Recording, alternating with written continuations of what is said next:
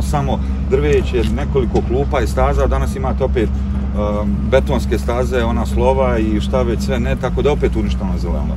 I zato vam govorim, ako me pitate da li treba više zelenila, apsolutno da, posle 6. oktobra time ćemo se baviti. Nažalost, Draško Stanivuković apsolutno i ono što je bilo zelenila pretvorio u beton, sve kako bi napravio neki politički poen, ali nažalost ovi građani kupu svi što sami tamo, oni koji žive tu, bune se protiv toga. Zašto ne park ovdje?